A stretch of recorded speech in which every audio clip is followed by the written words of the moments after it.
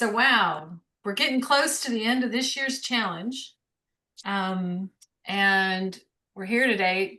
Lisa put together like a list of how to do your submission.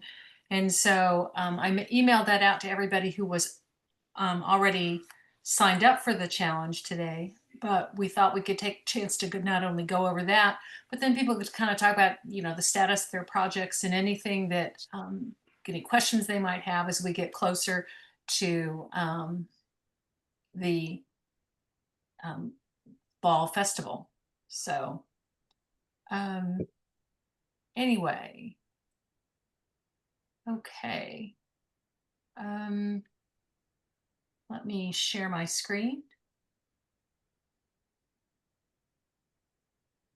Um,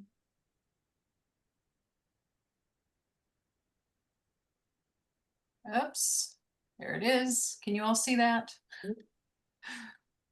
So anyway, these are sort of the same instructions that we've had in the past years. If you've been through this before, this will be a repeat. For everyone else, it's pretty straightforward. First of all, there are no fees or anything, but we want everyone to come to the gathering so we can show our stuff. So far we have 25 submissions, 25 people signed up. I don't know how many submissions we're going to have because there is a separate form to do that.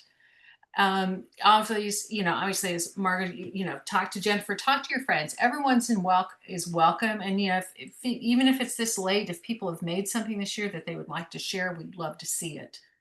We're going to ask that you send in your write-ups about your submission by the 24th. Oops. And it looks like I made it, we looked at what you've made this last year. And this also includes if you started a project in prior years where you made the yarn, but this year you knitted it up, it's definitely eligible for this challenge. On the 24th, we'll go ahead and take those write-ups that have come in and go ahead and make documents that we can put next to the display of these at the fall gathering. We would love for you, if you want to go ahead and photograph your own, that's great, but we will have a photographer there.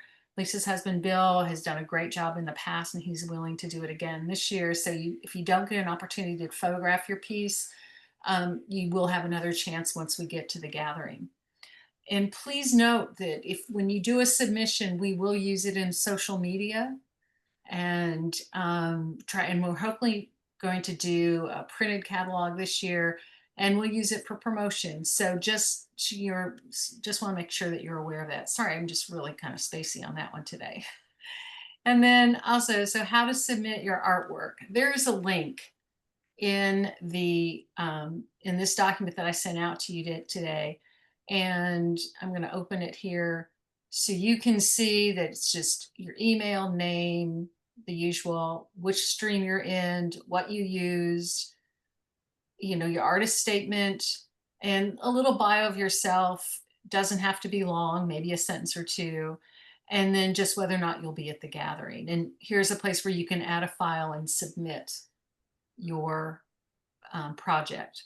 And once again, as I mentioned, you don't have to do that. You can wait and do it at the gathering. And one of the things this is important because when we try to work with these later, it's really important that you go ahead and submit an image that can be used and that it is in JPEG format. And there's the total size, not to exceed 5 MB. And then there's the pixel size as well, 920. And you have to have it, you should really try to make it as good as you can. The better your work is, the more it inspires others. And also on phone images, Lisa has pointed out that please turn off the live off the photo. And then also you can go into your phone and make it so that it can give us a JPEG, and there's more on that. And so she also asked that you go ahead and name it as follows: your name, your last name, your artwork. And here's an example. Her name, what it's called, and then the full shot, and then a detail shot. So this way we can identify who made it. It's a little hard to sort them out when we don't have them identified properly. And then here's some tips about using a plain background so that nothing interferes with it. Natural lighting really is a lot better. And then don't take it at the brightest time of day. Get some nice shadows in there. Um, take your pictures in a room with natural light if you're indoors, and then make sure it's steady, straight on. And here's her instructions about if you have an iPhone, be sure you submit a JPEG. And so you can go to general settings, select camera, then format, and put it on most compatible and not high efficiency. And this will keep it in the JPEG format. Any questions about all this? I also sent it to you in an email. So I have some of my pieces that were modeled, but they were photographed outside. Mm-hmm. Should I include those or not? If you're happy with them, it's Lisa says yes. yeah. Okay. I have a I think what question. we were talking about is some people will put, like, let's say I made hats this year. So I'm going to put a hat and I'm going to put it on top of a piece of fabric that's busy. And so you can hardly see that it's a hat on top of a busy thing. But if it's a model, then you can see like the 3D part of it. And an outside shot is really pretty fantastic. Yeah. But if the model was in front of, say, a Persian carpet or something like that, it might be harder, to see the piece. But if the model is out in She's your in the field field. and Yeah. goats or something, Yes. that's really Animals are cute. always adorable. Yeah. Always adorable. I have a quick question on the getting the phone into JPEG format. Is that something you do before you take the picture, or can you Yeah. take a picture and then squeeze it back and put it in that format that you want? It's better if you do it before. Okay. If you do it after, if you to do it after, you have to go through a lot of machinations and try to go through an app on the internet, and um, it just takes more time. It's just Okay. easier to do it before you take the pictures. Okay. Thank you. And if Yeah, thank you. also to your question about can you do it after, there's a free website called I Love IMG, and it allows you to crop and Oh, change format and reduce size in pixels. And that comes in handy. maybe we should put that link on the IO group. Yeah. That might be good because I haven't heard of that before. Okay.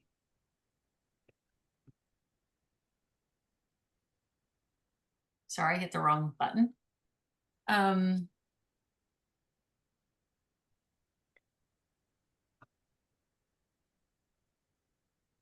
going to double check that and send that to you all. So that's all I have. I can leave that up or take it down.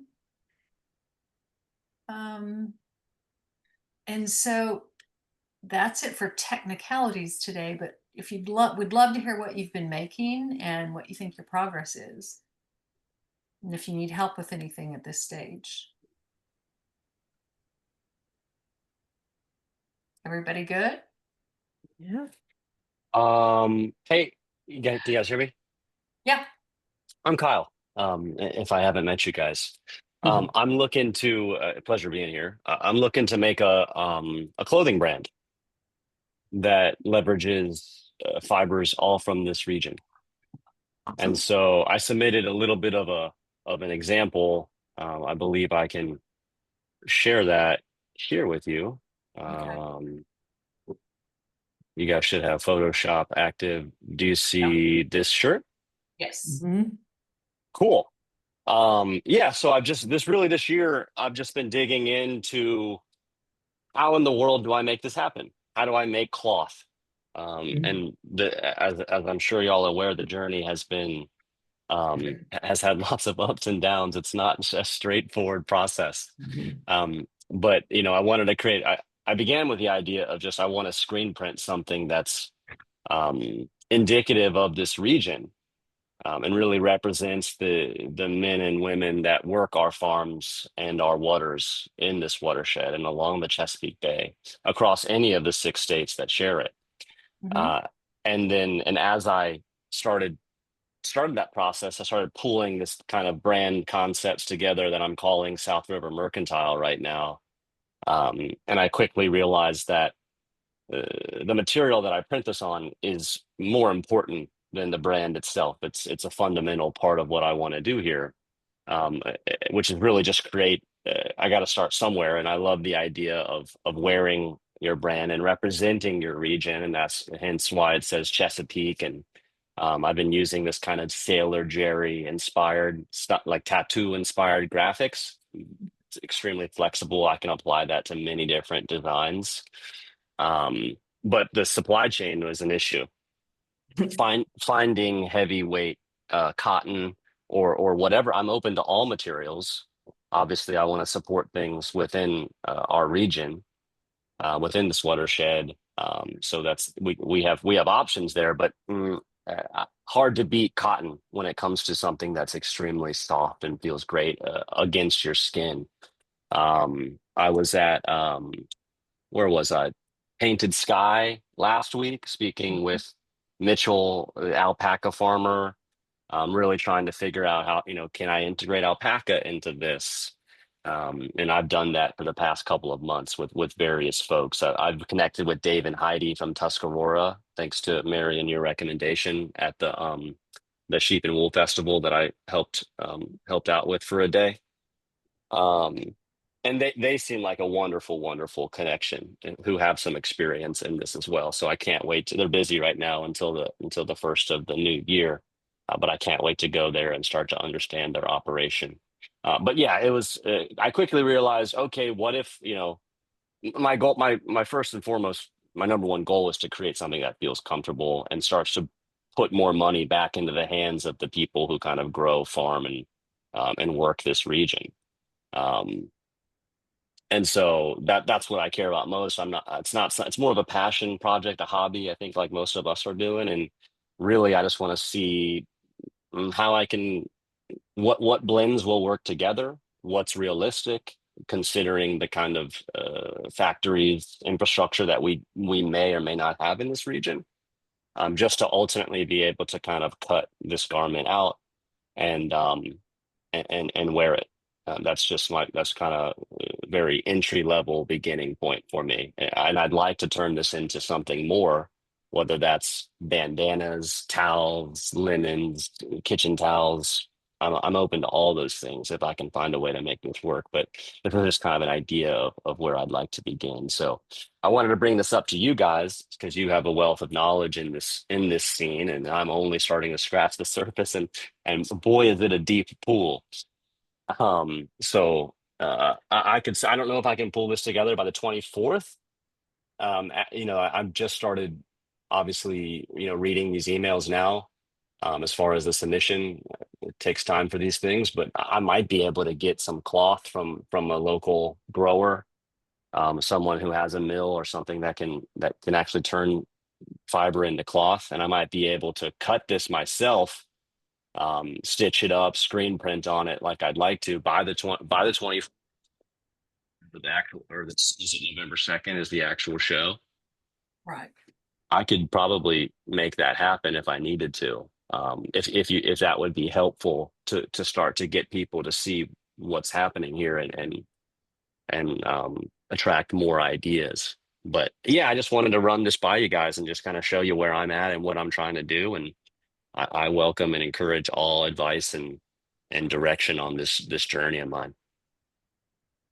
Anyone have thoughts? The Starry, have they done any t-shirt kind of material?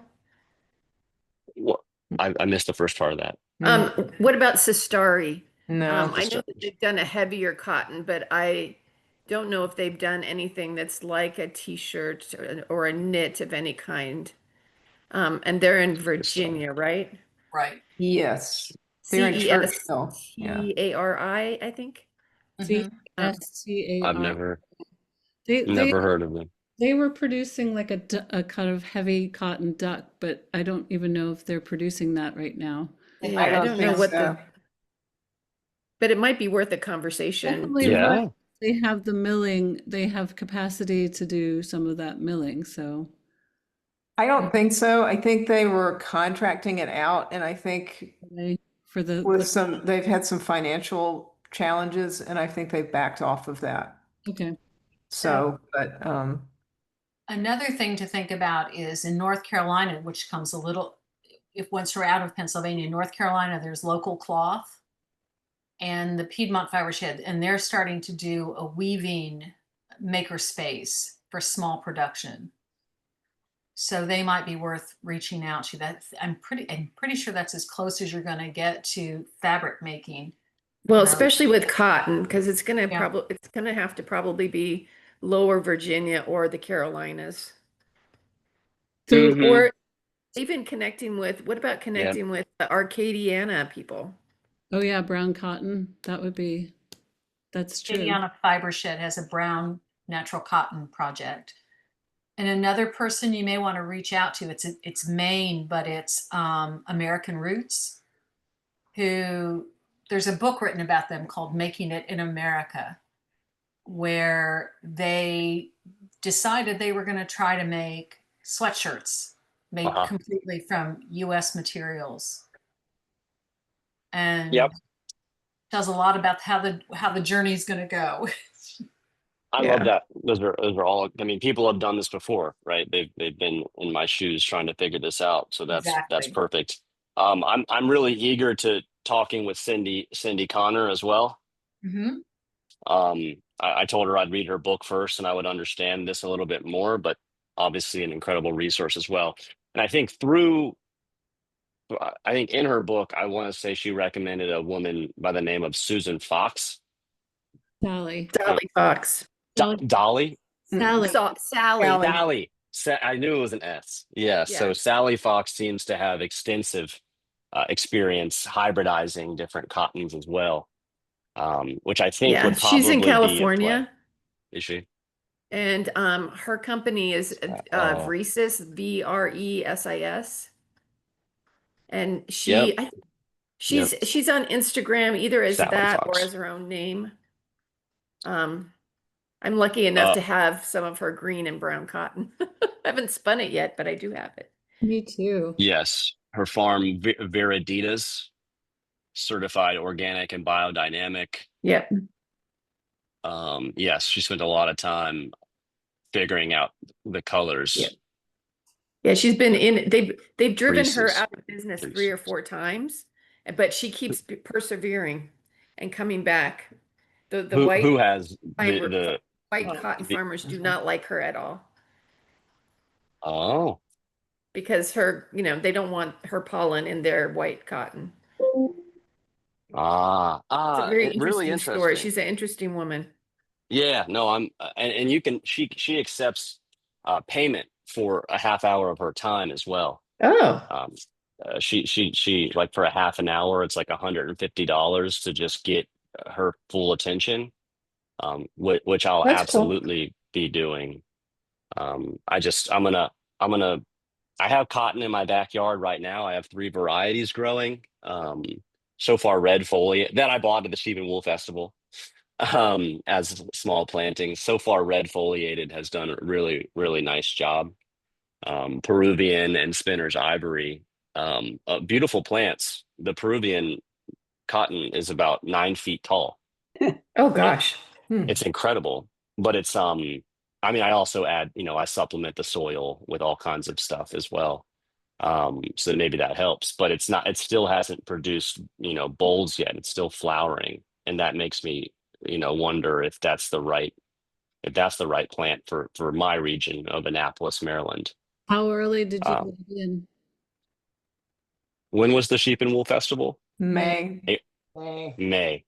I put it in probably as a foot and a foot and a half plant Yeah, in May, direct into the ground. really does need a long growing season. It's hard. Right.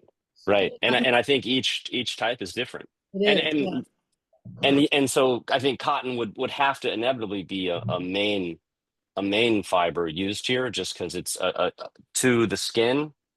I don't know if there's many things more comfortable than an excellent cotton, and I don't think many people have really felt, you know, real organic cotton either, right? Because we've all been buying cotton our whole lives and have no idea where it comes from, and it may or may not be truly good quality cotton. This is 100% Pima, Banana Republic kind of shirt. You can definitely tell there's something different here. I have a friend who just was wearing a Buck Mason um, heavyweight white cotton tee that had, very much South River Mercantile vibes as far as some texture, some slub. Bought one in Oakland. It's like, it's hard to even know what that really feels like. But I'm very open to, if I could, I would blend all the fibers from our region, right? And try to succeed with this brand idea and give back to all of those farmers and put this brand on the map. And so I'm very open. If any of you guys have thoughts on, like, oh my God, this is the most comfortable material I've ever worn. It's so incredible. Um, I mean, there are a lot of That's- people that are wearing wool t-shirts, and I don't know if you heard the story where the U.S. Army was using, quote, high-tech t-shirts in Afghanistan, and horrible things were happening with the IEDs because of the melting of the polyester. And they spent a lot of money developing wool t-shirts, and the Army went to wearing wool t-shirts because of that in Yeah. Afghanistan. So, depending on how it's woven, and that's another possibility, how it's knit. Yes. Um, Yeah, and that's Burlington Industries in South Carolina, North Carolina. That's making those. Ooh, I did love not that. know that.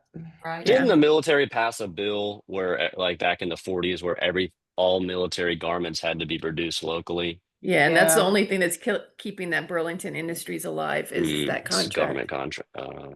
Yeah. You know, I was fortunate enough to go on a ASI, an American Sheep Industry tour of all those facilities, and it was fascinating. Wow.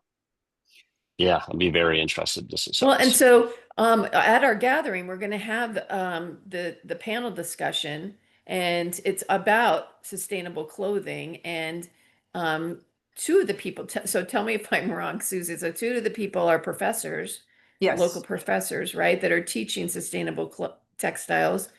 And then the third one is Mary Kingsley, who's one of our board members who worked really hard to develop a local, I think it was linen line. Yes. Yeah, so that'll be good for you to make connections there too. And Yeah, I will not be missing that. what comes to mind too is, like, even if you didn't have a t-shirt made, if you had samples of things and bring your cotton, well, I don't know if your cotton bowls will open by then, but like to, have your Yeah. research somehow for this endeavor as your project would be really amazing. People would. Yeah. I've been pulling together like a brand book with the watershed and what resources I can get from there. Mhm. And also details yeah. about the cotton, secrets that I learned, like about dog bane. Yeah, You so know, that would be Okay. amazing to put that on display and talk about, and yeah, if you make a t-shirt, great, but all of this is, I mean, it's so important to bring it to the table. Yeah. Well, I absolutely will, and thank you for that confidence. Yeah, I'd love to share it. Obviously early phases, but I understand that we're all working on things, and they may be in different points of completion. But just networking and getting to know you guys and learning a little bit more is more than I could ask for. Great. Yeah, and it's going to take time to bring back, American industry. Yeah. Yeah. Yeah, It's but going to that's take all of okay. us to do our part in our little corner of the world. Yeah, I can. yeah. I just think. Did you say that some of your cotton is you produce bowls that are ready for processing? Yeah, I can bring some de-seeded. I have Yeah, a I little mean, ball that I've been pulling.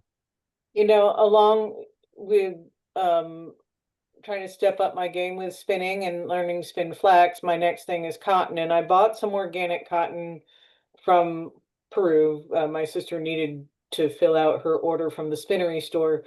But you know, that's for me to learn on, and then I'd be looking for sourcing cotton within our fiber shed. Yeah, So, perfect. but And you're yeah, interested in taking it to cloth. You want to make clothes too. I do, but you know, the realization from all of this is that there's no way I can possibly make all of my clothes, all of my husband's Mhm. clothes, let alone if I wanted to make clothes for my grandson or something like that. I can't possibly produce enough.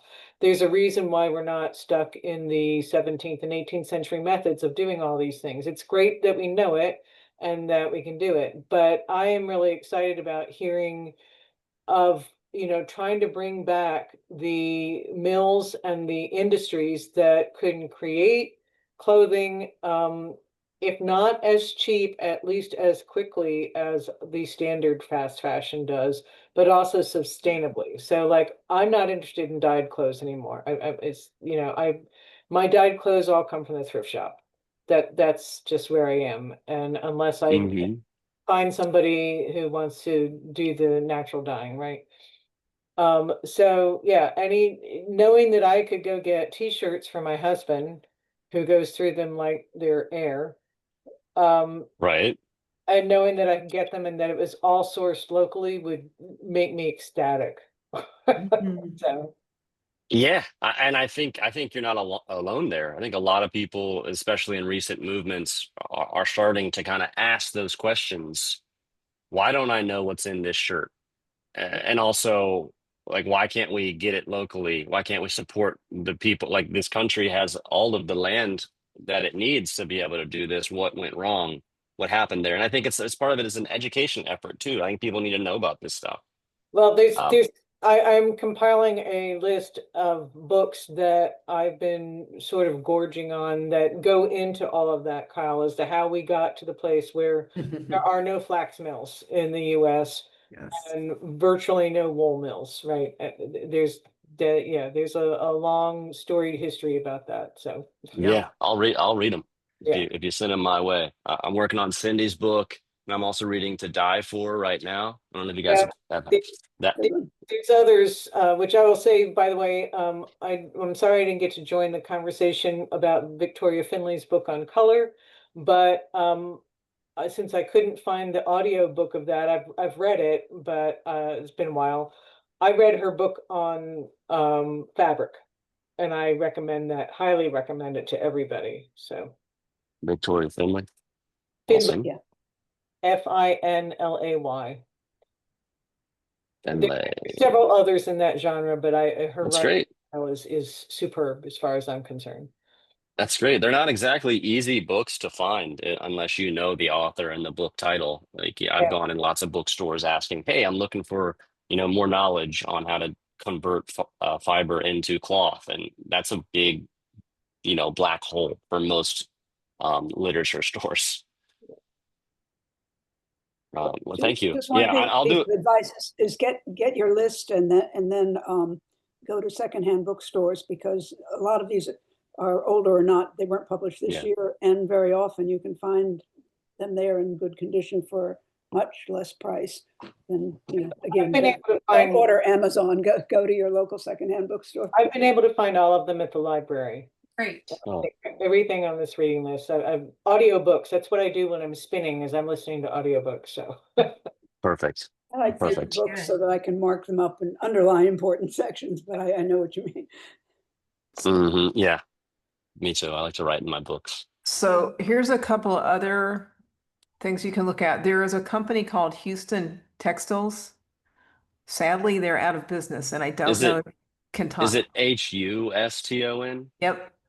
I tried to contact the Oh, you gentleman did. there, and Yeah. all their emails are down. It Bummer. feels like Okay. they completely abandoned ship, but absolutely Yeah. that was like, I need to talk to this guy. And I Yeah. I added him on LinkedIn, and I'm gonna do everything I can to get, I just want to speak to him, but it's just proven hard. But yeah, Yeah. Because exactly. I actually bought fabric from them. So Yeah. I have a pair of jeans I made from their denim. Um, the other Oof. person to contact would be a woman. Let me see if I can find her. See if I can find her name. So it's Olympic Yarn and Fiber. And she's just doing I don't wool know this one. processing now, but when I met her, she was going to set up to knit clothing. And she had bought a knitting machine from Italy. But I see that's not on there anymore. So it might be interesting for you to talk to her. I don't know. I mean, I assume she would remember. I had her speak at a conference when I was in Bainbridge Island, Washington. And I can't find her name right now. It's like info and pricing. Huh. I had it up here in a minute ago, in about, but I can't find the about anymore. Mm-hmm. But you Yeah, I can see. call her. She's in Cosmopolis, Washington. And you Here we might, go. yeah. Cosmo, right now, which client previously had their fiber process. We're only serving clients who have previously had their fiber processed by us at least one time in the past. So that's interesting. They're kind of moving on to another project, but I will definitely reach out. Of course, a lot of times, most of these people get overwhelmed and they have to turn people away because they can't process enough, their Yeah, backlog. So that may be part of it, but yeah, that's yeah, probably what they're doing is they have too big of a backlog. yeah. But Sounds like you've got a big project ahead, Kyle. so if you I want, know it. you can give her my name because it's Susan Skalak, Skalak. And just reminders that I had her come and talk at a conference on Bainbridge Island and that we were interested in finding out what happened to her knitting machine. Thank you. That Sure. that could make the difference between a response and not a response. I will Yeah, absolutely do that. that's too bad about Houston. I was trying to find them the other day. Right? Isn't that story extremely aligned? Ex-military wanted to come back in the States and keep everything local and go for that Yeah. challenge. And by all means, it sounded like they succeeded to a point. Yeah, I mean, I was buying because I had a fabric store at that time and I was looking to buy local fabric and I couldn't buy any. Our fiber shed wasn't very active, but I thought California was doing pretty well considering most of it came from China and Italy and Pakistan. So, yeah, I sold some of their fabric and bought it, but yeah, it's too bad that they didn't make it. Yeah. I went to Point Reyes and to the fiber shed itself out there in the hopes to just kind of get eyes on this work as well. And I was able to meet a resource that I could use in that process. And it was cool to actually go there and to see what they were doing. And I forget the name of the woman, but she was running a like kind of an indigo dye clinic the Mhm. day after I visited. But yeah, that was a cool experience. It's I don't know if you guys have ever been there, but it's definitely kind of like a quiet farm in a hilly region, and um definitely felt it was different than what I expected it to be. But I was trying to make connections there as well, and since my grandma lives in Terra Linda or San Rafael, right 20 minutes from it, so I couldn't help but just take a trip up. That sounds great. Well, we'll look forward to, hopefully you'll bring all this to the gathering on the 2nd. So we'll get to see more of you and your project. Yeah, tell me more about that. I know it's in the email, but uh, maybe you can help me frame what to expect there, and also the location. Well, for everyone, it's at Shepherd's Hay Farm. You can register on our website for the potluck, and it'll start at 10:30. We'll open up the barn for folks to kind of bring their projects and to settle in. At 11 is our panel that Susan is moderating on the future of sustainable fashion in our area. Then at noon, we'll have a potluck luncheon, and it's a good time to get to meet folks and make new friends, talk to old ones, as well as we'll have throughout all this, we'll have a display of the challenge projects to the side. And then at 1:30, we'll just open it up to general, hanging out and shopping some of the vendors who are going to be displaying their work, their goods. So it's a nice day up on a beautiful farm. Yeah, and it's a no waste potluck. So, and also like, so you need to bring a chair or a blanket or something like that. And your own, like your own plate and utensils and cup and things like that. Because we try to keep the footprint very low, and then you bring your stuff in and you take your stuff home. And so we're not dealing with the trash and recycling and things like that. We'll also have a seed table exchange that Christian's yeah. putting on.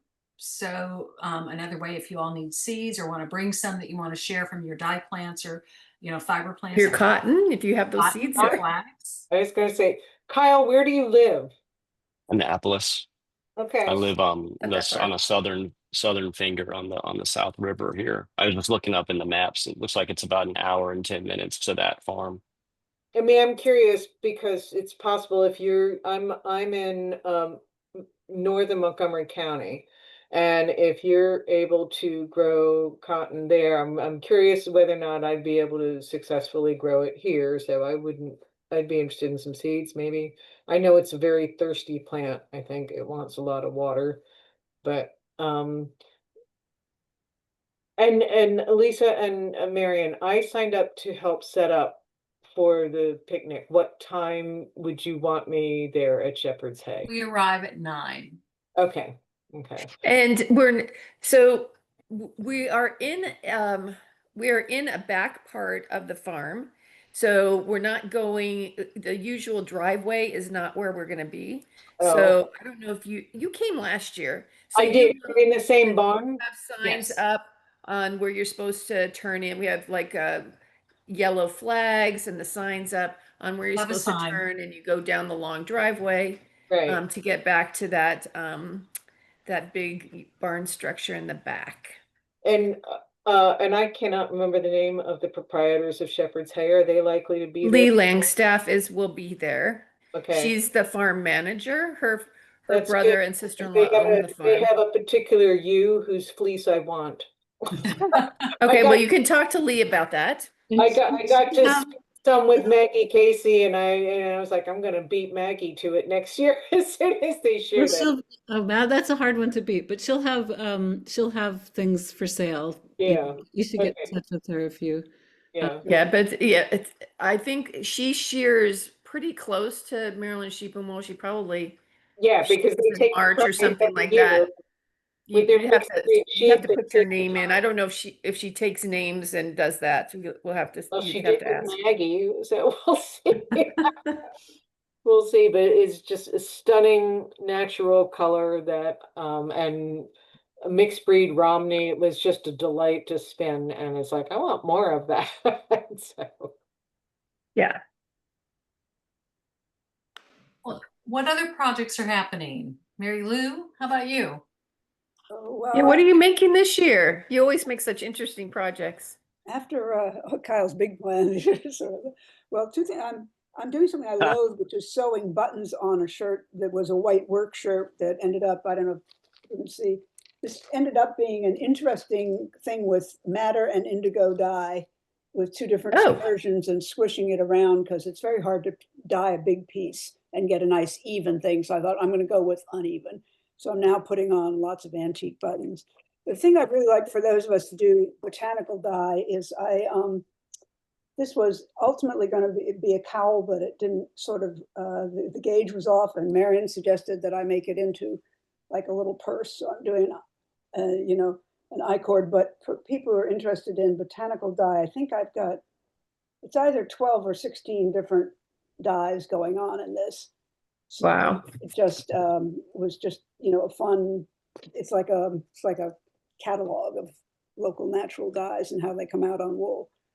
So And did you grow those or forage them yourself? yeah, all of them were ones that I grew. Oh, Or wow, cool. in the case of walnut, foraged. I didn't Yeah. grow the mighty walnut tree all by myself. So it's Yeah. having fun. Probably a couple other similar little things like that. Marion, what are you doing? Is the coat happening? It is. It's on the table. It's got the first layer down on one side. Bravo. So it's going to get, hopefully I'll make it through it by at least 2/8. By the 24th, I hope to have it done. We'll say it that way. How about, I made 2 hats. They're color work hats. And so they're using I'm on the borrowed stream because it's my yarn. It's yarn. The fleeces came from Virginia. It's from Polly Pay Sheep. And so it's the yarn is fiber shed, but the dyes were not. So they're dyed with like Saxon blue and some fustic and cochineal and madder. And so and they're color work hats. Then I've made them into kits for, trying to sell my yarn. But in the process, it was really fun to make these color work hats. Love color. So work. I'll be Can't wait bringing to see those. that. How about you, Kirsten? Well, I'm going to take, this is my my voyage into Norwegian pattern work mittens, take two. So I did show 3 pairs 2 years ago, and this year I've got 3 more pairs to show, and they're all dyed with indigo from my garden, and actually pretty much natural colors from local farms from Lee Langstaff. And actually what I'm sort of excited about is when we had our seed and dye exchange 2 or 3 years ago, I picked up a big bag of lichen that somebody had left. And so Jan Derry brought that. right, Jan's lichen. And so two of my mitts, 2 pairs are predominantly the lichen from that dye you share, get- which is Did you sort of get my- that pink color? no, these are not the type. No, I extracted, I did more of like a tea extraction, not an ammonia extraction. So What they're color did you get? beautiful ochre colors. I don't know if Oh, nice. Love. so. Let's see. Yeah, it's hard to see with your Like, backlit. you'll have to Yeah. see them in person, Yeah, but we'll have to wait for that. yeah, they're really beautiful. And what I love about lichen is it actually, if you can, and if you want to, you can smell these mitts. They've not been worn.